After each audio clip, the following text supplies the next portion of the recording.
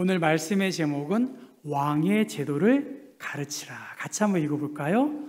왕의 제도를 가르치라. 백성들이 사무엘에게 우리에게 왕을 세워주십시오 라고 하니까 그들에게 엄히 경고하고 그들을 다스릴 왕의 제도를 가르치라. 왕이 그들을 어떻게 다스릴 것인지를 일러주어라 라고 하는 말씀입니다. 여러분, 왕에 대한 내용이기 때문에 우리나라 또 미국은 대통령 중심 제도입니다. 대통령이 굉장히 권한이 센 나라입니다. 그런데 일본이나 영국이나 호주나 뉴질랜드, 카나다는 무슨 제도지요? 의원 내각제입니다. 그러니까 다수 정당의 사람 중에서 이렇게 국무총리, 프라임 미니스터를 선출해서 나라의 시스템들을 운영합니다.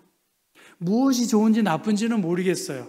그런데 오늘 왕의 제도를 가르치라 할 때 이 왕은 막강한 권력을 갖고 있는 굉장히 책임이 많은 그러한 상황인 것을 알고 있습니다. 모든 것을 통제하는 형태의 독재를 전체주의라고 합니다. 전체주의.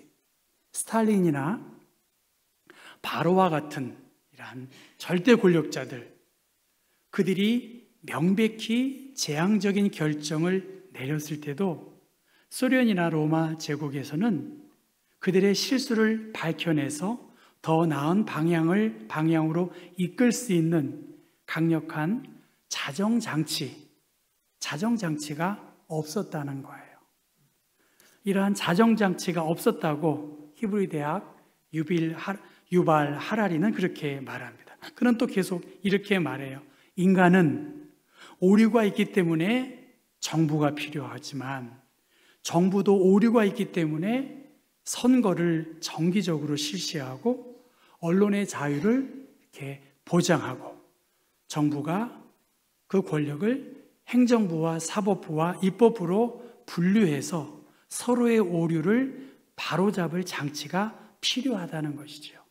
대통령제가 꼭 좋다, 의원 내각 제도가 좋다가 아니라 서로를 견제하는 자정 능력이 있느냐 이것입니다. 민주주의, 사람들이 자유롭게 대화가 없을 때뿐만이 아니라 사람들이 상대방의 말을 들으려고 하지 않을 때, 또 들을 수 없을 때 이 민주주의의 시스템이 무너질 수 있다고 말합니다. 푸틴의 러시아, 또 이란, 또 심지어 북한에서도 선거는 꼬박꼬박 치루어지고 있대요. 몇 퍼센트일까요? 거의 100%에 가깝지요.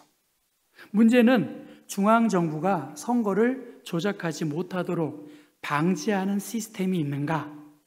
중앙정부가 얼마나 많은 권한을 사유화하는가? 그렇지 않는가? 또 이 모든 정보의 네트워킹을 통해서 정보가 어떻게 흐르고 무엇이 정치적 대화에 영향을 미치는지 이러한 이해관계가 잘 돌아가느냐에 따라서 그것이 어느 시스템이든지 이 자정 능력이 필요하다라고 그렇게 말하고 있습니다. 어떻든 왕의 제도를 가르치라라고 말했습니다. 이스라엘 백성들이 사무엘에게 우리에게 왕을 세워서 우리를 다스려 주십시오 라고 말하니까 하나님께 이 문제를 놓고 아뢰니까 하나님께서 사무엘에게 왕의 제도를 가르치라라고 그렇게 말합니다. 우리가 알고 있듯이 이스라엘은 출애굽 시대가 있었어요. 출애굽 시대 다음에 광야의 시대가 있었어요. 광야의 시대 다음에 가나안 정착 시대가 있었습니다. 가나안 정착 시대에 어떻게 했나요? 사사들이 그 나라를 통치하는 그러한 시대가 있었습니다. 어느 성경에는 판관기라고 말하고 영어 성경에는 저지, 판단하는 이스라엘을 외부의 침입으로부터 보호하는 리더십, 내부적으로 행정을 담당하는 사사. 그 사사가 때로는 남자도 있지만 여자도 있는 경우가 있었습니다. 그 영웅들의 활약들을 우리가 사사기를 통해서 많이 알고 있지만 이 사사들의 흥망성쇠가 있었습니다. 좋은 사사가 잘 하다가 타락해서 어려움을 경험할 수 있고, 또 국가의 중앙 집권력이 약해서 사사들의 말을 잘 듣지 않았어요. 예를 들면 드보라가 징집 명령을 했는데 오히려 다른 지파가 참여하지 않았고요. 길르앗을 공격한 암몬 사람들을 물리치려고 사사 입다가 요단 서편의 지파들을 요청했지만 므낫세 지파만 참여했을 뿐입니다. 이처럼 사사 시대에는 강제적인 통제력이 없었다는 거예요. 오늘 말씀, 우리에게 왕이 필요합니다. 왕을 뽑아주십시오. 우리가 받들을 왕이 필요합니다. 그렇게 이야기했어요. 왜냐하면 사사기의 많은 내용 중에 그들에게 왕이 없었기 때문에 자기 소견에 옳은 대로 하는 거예요. 자기 소견에 옳아요. 자기 소견에 올라서 전쟁도 중구난방이기 때문에 어려움을 겪었습니다. 이스라엘에 왕이 없었기 때문에 자기 소견에 옳은 대로 행하는 그러한 시대에 당연히 왕이 필요하겠지요. 그런데 오늘 열왕기 8장의 말씀을 보면 이스라엘을 계속 괴롭혔던 블레셋이 더 이상 침범하지 않았어요. 열왕기상 7장 13절 말씀 보면 하나님께서 이 블레셋을 막아주셨어요. 그래서 사무엘의 리더십이 잘 발휘되었습니다. 블레셋 사람들, 이스라엘을 계속 괴롭혔던 그 블레셋이 더 이상 이스라엘을 침입하지 못하는 평화의 시대에 살고 있었습니다. 해마다 베델과 길갈과 미스바에서 사무엘은 정기적인 그 사사로서의 역할을 감당했고, 다시 돌아와서 라마에서는 하나님을 위하여 제단을 쌓는 아주 모범적인 그러한 사사가 바로 사무엘이었습니다. 그러한 사무엘이었는데 왕을 요구하고 있습니다. 모든 나라와 같이 왕을 세워달라고 그렇게 요구합니다. 이스라엘에 평화가 있는데 이미 충분한데도 불구하고 왕을 요청하고 있습니다. 8장 1절은 그렇게 시작합니다. 사무엘이 늙음에. 늙은 것도 서러운데 감히 도전을 하고 있는 그 상황입니다. 그리고 그의 아들 둘이 사사로 브엘세바에서 사사의 역할을 감당했지만 전체적인 이스라엘 영역에서 사실 이스라엘은 안정기를 누렸기 때문에 왕이 필요하지 않았던 그러한 상황에서 왕을 요구하고 있습니다. 왜냐? 그들이 요구한 것은 그의 아들들이 판결을 뇌물을 받고 옳게 하지 않았어요. 그리고 사무엘, 당신은 늙지 않았습니까? 왜 당신의 아들들이 당신의 좋은 행동을 본받지 않고 있습니까? 하면서 사무엘에게 도전하고 있는 것입니다. 당연히 고대 근동사회에서 가장 선진적인 정치 시스템이 왕을 세우는 거예요. 왕을 세워서 노동력도 충원하고 궁전도 세워서 상하수도 시설도 세우고 경기장도 세운 것이 당시의 주변의 환경이었습니다. 이스라엘 백성들은 이 주변 나라의 왕의 시스템이 더 나은 삶을 살 것이라고 판단한 것이겠지요. 그런데 하나님께서는 그 백성들의 그 왕을 요구하는 그 이면의 모습을 보게 된 것입니다. 이것은 사무엘에 대한 거부라기보다는 여호와 하나님에 대한 거부라고 하나님은 생각했습니다. 그래서 이 모든 아픈 문제를 안고 사무엘은 그래도 그 어머니 기도로 태어난 사람이고 기도로 양육된 그 사람인데 이 무거운 문제를 안고 하나님께 아뢰는 거예요. 그 아뢰는 문제에 대하여 하나님이 어떻게 응답하셨나요? 내게 한 말을 다 들으라는 거예요. 왕의 시스템을 요구하는 그대의 말을 들어라. 그들은 너를 버린 것이 아니라 나를 버렸다. 하나님을 버렸다. 그렇지만 왕의 제도가 무엇인지를 엄히 경고하고 그들을 다스릴 왕의 제도를 그들에게 설명하라고 그렇게 말합니다. 그러니까 여기서는 왕의 요청이 합리적인 것 같지만 하나님에 대한 거부로 그는 생각한 것이고, 하나님께 기도하고 하나님께서 그들에게 왕의 제도가 무엇인지를 요청한 것입니다.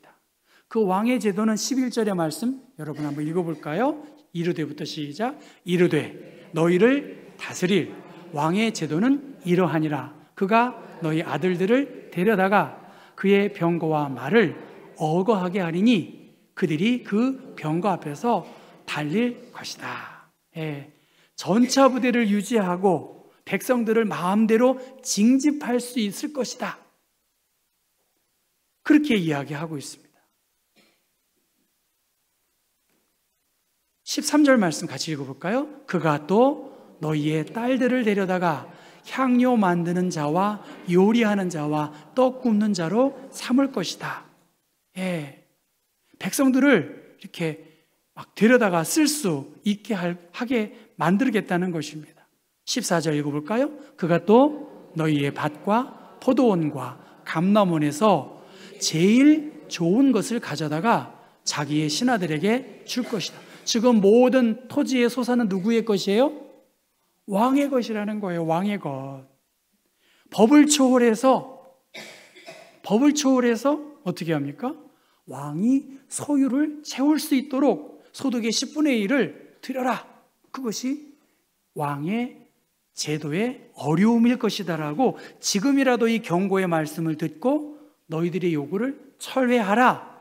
그렇게 했지만 어떻게 했나요? 그들이 철회하지 않았어요. 철회하지 않은 것에 대해서 이미 경고하고 있습니다. 너희가 택한 왕으로 말미암아 부르짖되 그날의 여호와께서 너희에게 어떻게 하죠? 응답하지 않을 것이다 하면서 19절부터 20절 마지막으로 읽어볼까요? 시작. 백성이 사무엘의 말 듣기를 거절하여 이르되 아니로소이다. 우리도 우리 왕이 있어야 하리니 우리도 다른 나라들 같이 되어 우리의 왕이 우리를 다스리며 우리 앞에 나가서 우리의 싸움을 싸워야 할 것이니라 하는지라. 여러분, 왕의 시스템은 필요했어요. 왜냐하면 사사들의 일탈로 말미암아 왕의 무용론이, 왕의 필요성이 있었지만, 다시 말씀드리지만 사무엘상 7장 끝부분의 말씀 보면 이 시대는 굉장히 안정을 누리는, 평화를 누리는 시대였습니다. 이미 언약의 백성으로 가나안 땅에서 충분히 살아갈 수 있는 환경이었음에도 불구하고 무엇입니까? 그들이 이방 나라, 열방과 같이 되고자 하는 그러한 바람을 갖고 있었다는 거예요. 이미 하나님께서 이스라엘에게 사무엘을 통해서 평화와 번영의 시대를 주었음에도 불구하고 그들의 마음의 관심은 세상에 눈이 돌려졌다는 것이겠죠. 그래서 그 하나님께서 요구하시는 것, 그렇다고 하나님이 왕의 제도를 부정한 것은 아니에요. 창세기 17장 6절 말씀 보면 아브라함과 사라에게 왕들이 내게로부터 나올 것이다. 왕을 세우는 분은 하나님이시고 그 왕은 하나님의 소속된 백성을 통해서 세워질 것이다. 신명기 17장 15절에 그렇게 말씀하시고, 그 왕은 누구냐? 군사력보다는 믿음이 하나님을 향하여 있는 신실한 사람이 왕이 되어야 할 것이고, 아내를 많이 두는 것이 아니라 충실한 그러한 입장에서 하나님을 경외하는 그러한 믿음의 사람들이 우리의 왕이 될 것이고, 우리 또한 왕 같은 제사장으로 하나님을 믿는 백성으로서 그렇게 살아야 할 사명을 맡겨준 것입니다. 하나님의 통치로 가나안 땅에서 언약의 백성으로 충분히 살아갈 환경을 우리에게 주셨는데, 너희들의 마음이 유혹되어서 세상의 것들을 쫓고 있다는 것입니다. 하나님의 말씀을 알고 자신을 희생시킬 수 있는 리더십을 사무엘을 통해서 이미 베풀어 주었는데 이 번영의 기회를 누리지 못하고 자기 소견에 옳은 대로 사무엘에게 도전하고 있습니다. 라이놀드 니보라고 하는 신학자, 철학자가 이렇게 기도했습니다. 신이여, 바꿀 수 없는 것은 받아들이는 차분함과 바꿀 수 있는 용기, 그리고 그 차이를 늘 구분하는 지혜를 주옵소서. 한 번에 하루를 살게 하시고 한 번에 한순간을 누리게 하시며 어려운 일들이 평화에 이르는 좁은 길임을 받아들이고 죄로 가득 찬 세상 안에서 내가 움켜쥐고 싶은 대로가 아니라 당신께서 하신 것처럼 있는 그대로 받아들이며 제가 당신의 뜻 아래에 무릎을 꿇을 때 당신께서 바로잡아 주실 것을 확신케 하셔서 이 세상에서는 이치에 맞는 행복을 누리고 이후에는 영원히 당신과 함께 행복을 누리게 하옵소서. 바꿀 수 없는 것은 어떻게 해야 될까요? 받아들여야 되겠죠. 그리고 바꿀 수 있는 것은 어떻게 해요? 용기 있게 바꿔봐야 된다는 거예요. 정말 바꿀 수 있는 용기, 우리 그리스도인들에게 필요한 것 아닌가? 그리고 바꿀 수 없는 것은 받아들이는 차분함이 우리에게 필요하지 않겠는가? 무엇이 내 마음을 이렇게 불편하게 하고 있는가? 바꿀 수 없는 것, 자기 소견에 옳은 대로 고집하는 것. 휴가를 보내면서 우리가 너무나 잘 알잖아요. 제가 여러분에게 말씀드린다고 해도 여러분 다 생각이 있으셔서 자기 생각대로 하시죠. 여러분 또한 저에게 이렇게 말씀하시지만 저도 생각이 있지 않습니까? 과연 무엇을 어떻게 해야 될까?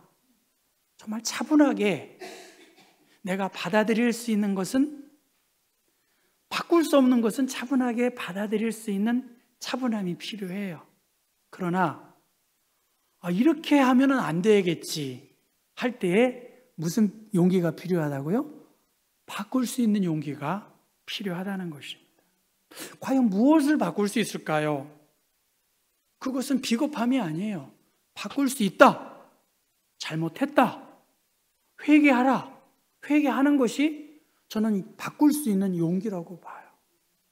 받아들일 수 없는 거, 불가능한 거, 그렇게 하면 안 되는데 자기 소견대로 옳다고 주의주장하면 이것은 어리석은 것이겠죠. 여러분, 성명희 시인 아시죠? 1963년생이세요.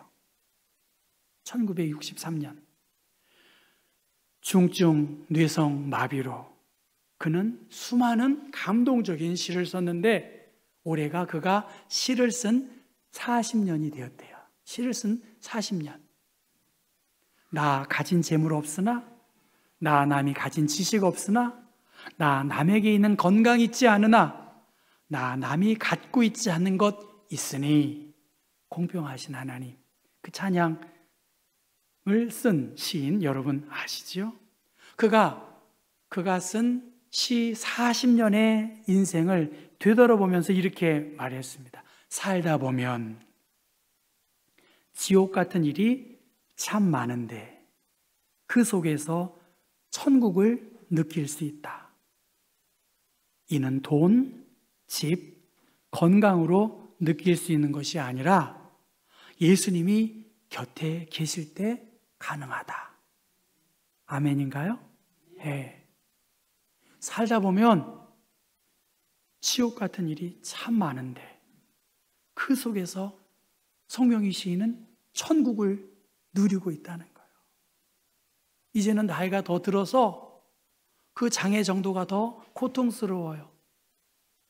그런데 그 마음속에는 하나님의 은혜로 이렇게 그 불편한 몸 속에서도 오히려 하나님이 함께 하시니까, 예수님이 내 곁에 계시니까 난 너무나 기쁘고 감사하다는 거예요. 여러분 어떻습니까? 성명희 시인보다 더 행복하신가요? 어떻게? 송명희 시인보다 더 감사하시나요? 이거 좀 답이 좀 애매해. 감사해야 되지 않겠습니까? 네. 공평하신 하나님, 송명희 시인 태어날 때 의사의 실수 때문에 얼마나 한이 많고 원한이 많은 나와 함께 하시는 예수님, 그 마음의 중심에 예수 그리스도를 모시고 살아가니까 그분이 나의 왕이 주님이시다. 그렇게 생각하니까 그는 천국을 느끼며 살고 있습니다. 여러분의 마음의 중심에 누가 있냐는 거예요. 한 목사 마음의 중심에 무엇이 있냐? 굉장히 중요한 거 아니겠습니까? 여러분의 마음속에 무엇이 있나요? 염려? 저도 많아요. 걱정? 저도 많아요. 근데 아무것도 아니잖아요, 이거. 예를 들면 그렇다는 거 아니겠습니까? 여러분의 마음의 중심에 누가 자리 잡고 있는가? 성경은 무엇이라고 말하나요?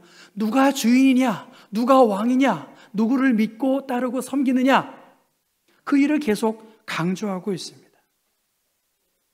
하나님께서 내 삶의 주인이시면 그것으로 만족하고 감사하는 것이죠. 아무리 화려한 악기를 갖고 있다 할지라도 연주자가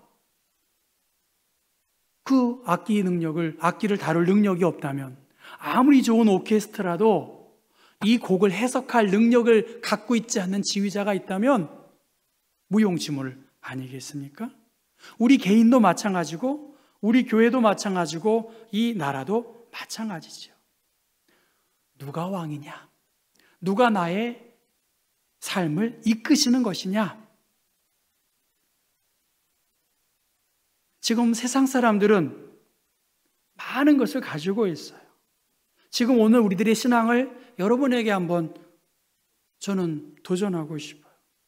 세상과 같아지고 다른 교회가 같아지려고 하는 욕심이 있지요. 무엇이 나를 평안하게 하고 위로를 줄 수 있을까? 하나님께서 이야기하고 있어요. 수많은 세상의 주의 주장, 시스템이 있습니다. 그런데 하나님을 버린 백성들 방황할 수밖에 없다는 것입니다. 누가 나를 다스리고 인도하고 함께 할 것인가? 저는 비교적 여러분보다 인종의 모습을 많이 봐요. 사람이 이렇게 가시는구나. 지금도 계속 숙제를 안고 있습니다. 그런데 하나님을 믿고 영원한 천국을 소망하며 살아간다면 모든 것이 다를 수 있겠죠. 우리의 만족, 행복, 무엇을 이루고 무엇을 얻었다고 만족하고 행복하고 기쁜 것은 아닙니다. 지금 이스라엘 백성들 이미 주어진 하나님의 평안과 위로를 누리지 못하고 있어요. 여러분은 어떻습니까? 하나님이 주시는 기쁨과 평안을 누리고 있는가? 그리고 누리지 못하면 누리지 못하는 실체를 발견하고 바꿀 수 있는 용기가 있는가? 그리고 바꿀 수 없다면 이것을 받아들일 수 있는 마음의 자세가 있어야 되지 않겠는가? 이제 2025년 전반기가 끝났습니다. 벌써 한 해의 반이 끝났습니다. 후반기 어떤 일이 펼쳐질지 알 수 없습니다. 지금 여러분이 고집하고 있는 것들 내려놓지 않고서는, 이것을 집착하고 있는 것을 내려놓지 않고서는 우리는 하나님 안에서 평안과 만족을 누릴 수 없습니다.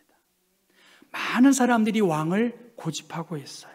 많은 사람들이 세상의 것으로 채워지지 못하는 것에 대하여 갈등하고 또 불편해하고 있습니다. 그런데 하나님이 행하실 일들, 그것을 위한 시간, 그것을 위한 공간 남겨두어야 되지 않겠냐는 거예요. 하나님의 통치를 거부하고 있고 세상의 유혹에 끌려다니는 어리석은 사람들을 통해서 하나님은 지금 사무엘에게 말하고 있습니다. 왕의 제도, 주님이 우리의 통치자이시고 주님이 우리의 모든 형편을 알고 계시는데 참담한 인생에서 세상의 것을 추구하는 결말을 우리가 알고 있으면서도 왜 세상의 것을 향해 미련을 갖고 있느냐? 우리의 왕이신 주님의 인도함 속에서 여러분 더 큰 행복을 연습하실 수 있기를 바라요. 내가 행복하지 않는데, 그렇죠? 내가 예수 믿는 기쁨이 없는데 무슨 전도가 되고 무슨 복음의 영광을 나타낼 수 있겠어요? 그러니까 여러분, 2025년 반 지났어요. 후반기에는 어떻게 할까요? 따라할까요? 더 기뻐하자. 더 감사하자. 아멘.